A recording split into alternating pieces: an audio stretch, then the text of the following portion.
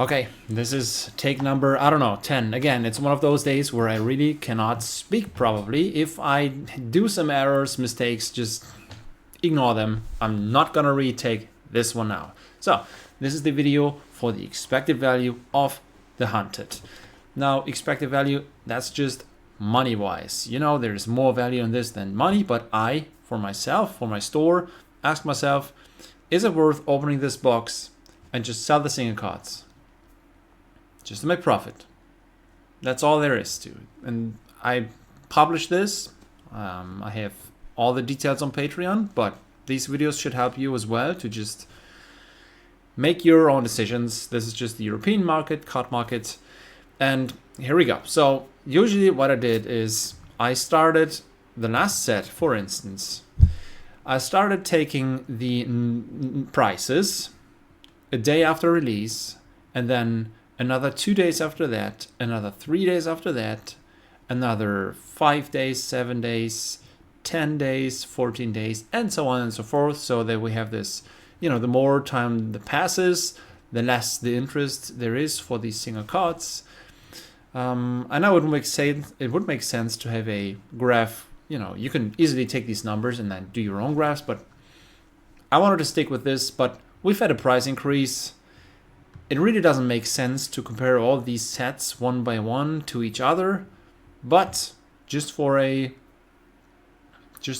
so that we have an overview. This is the last set. So when this came out, the single prices were below the box price, Rosetta, right? So this was pretty stable. It will be interesting to see what would happen with this. I'm gonna be back in the rotation to Rosetta in 2-3 weeks. I don't know, we shall see. So this is the set before. Mistveil, same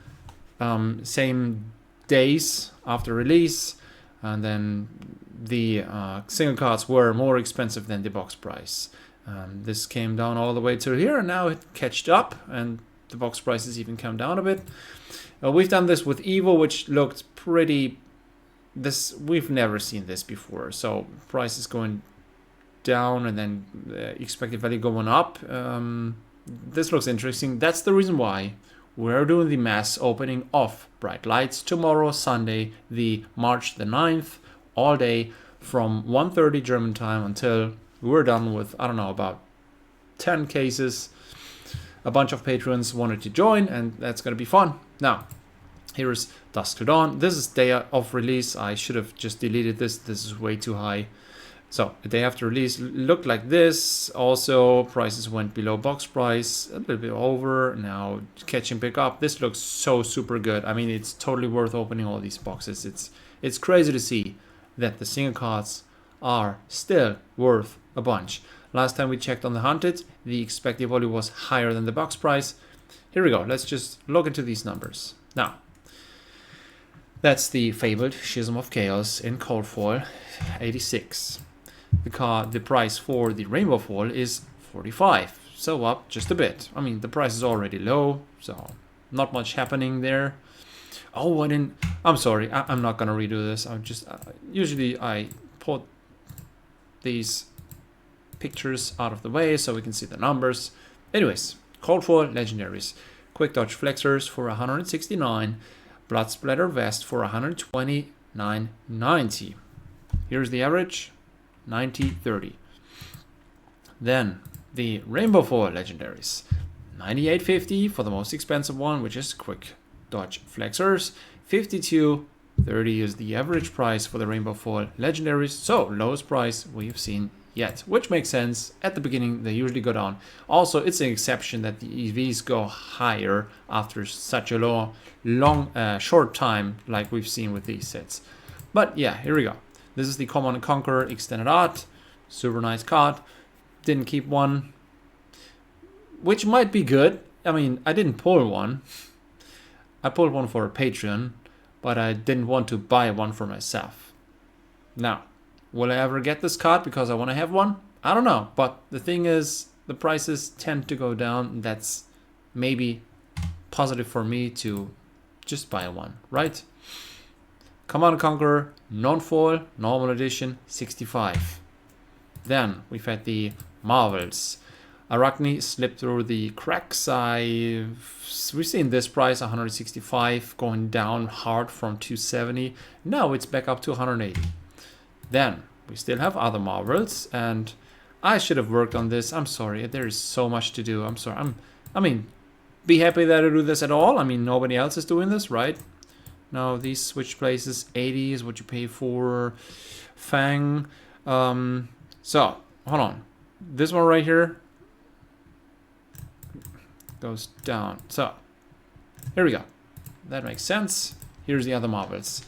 Arachne Marionette is already at 190. This price is higher than this. The reason why I separated this one from all the other marvels is because there was such a big hype.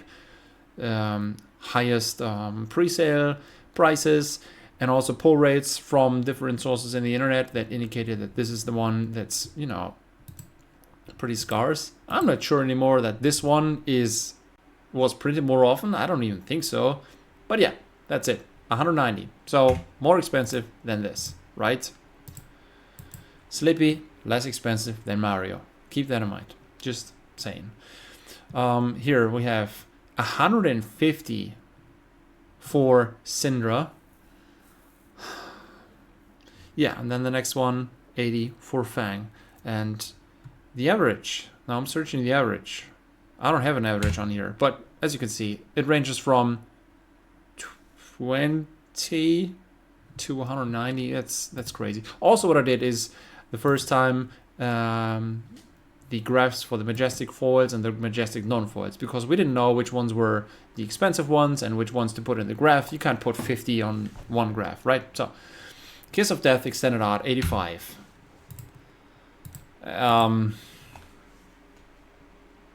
Shelter from the... So I really was very busy, and I wanted to push out this video at the weekend. These numbers are already 4 days old. I've stick to this 1 day after release, another 2, another 3, another 5, another 7, and now I jumped to 14. I should have done 10 and then 14, but you can't compare these anyways. And in the future, I might just not do it anymore again. I don't know, but at least I finished this video. And even though I'm talking a lot of crap in between, we're getting the point. Some cards are getting less expensive, some cards are getting more expensive. This right here, Extended Art, Shelter from the Storm, is by far the most expensive one of the set. There's no Marvel, no Fabled, which is, you know, just up there on first place, and then a bunch of nothing. This one right here, Majestic. Hold on. Should I? No, we're not doing this, but I think this price could already be higher since it's been 4 days since we checked on this, but yeah. The average went up, of course, because of that, to 71.40. 350 for yeah. These right here are the Majestic cold foils. So Hunter's Glaive back down to 53, which is not horrible anymore. The average is at 16. Now, new chart here. Never seen this before. I made this because I didn't know which ones to put on here. And then I do these graphs. I hate graphs which are manipulated. This one starts from 0 and goes all the way up to 100. I mean, you can see the spread, the difference between all these here. So Saber Bloodshed is at 22, the second most expensive, and then all the way up here, 89. Rainbow Foil, Shelter from the Storm. It's so much more expensive than the rest. This is ridiculous. And the non-foil ones, the last graph that I did, I think these thick printed numbers and the curves within this looks more stylish and modern and good. So 75 for the non-foil, Shelter, stupid, and then we have the Hunter's Glaive in non-foil as well here at 27. Yeah, this card is super expensive. Is it enough to keep the card prices above the box price? We shall see. So hold on, get out the way here.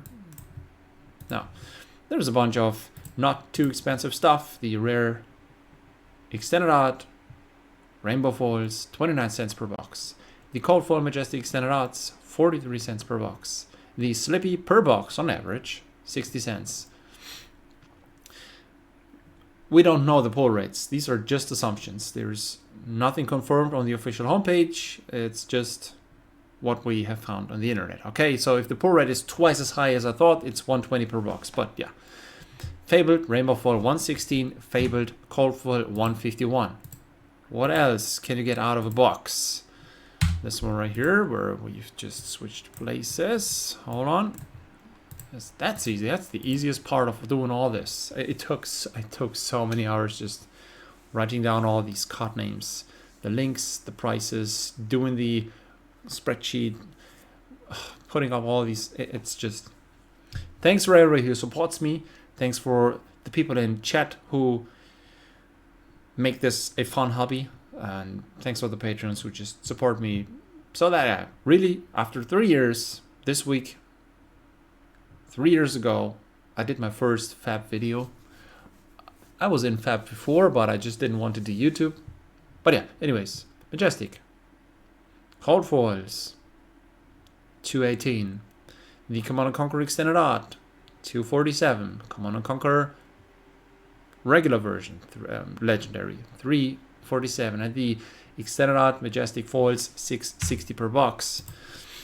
What else do we have? Here, legendary Cold Foils, 760. The Marvels, these are the other Marvels, €9.03. And then legendary Rainbow Foils, 1443. All this plus the Majestics.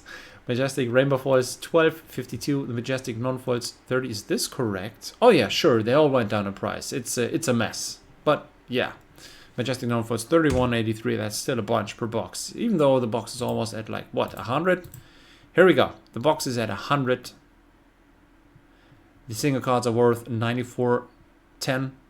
So you're just losing €6 if you view it like this. If you take the normal offer of box price plus shipping at Cardmarket for 100, there might be places where you can get this for less. I don't know about this right now.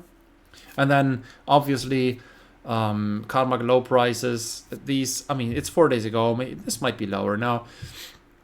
And then it just depends on how you view the Cardmarket-low, right? I mean, you could just calculate with a lower number, because Cardmarket-low, if you sell these cards, you still have to pay fees. Or on the other side, is it worth buying single cards? Yes, it might be, because yeah, it's less than the box price, but you have to add shipping, so that's the opposite view. Anyways, we just crossed the box price, EV price, and I think it's still cool opening this. But tomorrow, 1:30, we're opening Bright Lights. I hope you will be there in chat. It's always fun, and we have a new patron who also participates. Cool things happening in this hobby before the pirates come out in about 3 months. We're still having fun with all the rest that's already here, and I'm searching a tunic, and just today I sold more Bright Lights cards. So yeah, also hunted. It's a never-ending story now. I'm in this for my whole life, I guess. I will never retire. I have hundreds of thousands of cards which I have to sell. They're not going to sell within a year. Yeah, that's the Hunted EV. Thanks for watching, and we're going back to the normal rotation now, because, well, the Hunted is through. We're just going back to this in a couple of weeks when it's time to be in the rotation. Thanks for watching. See you tomorrow.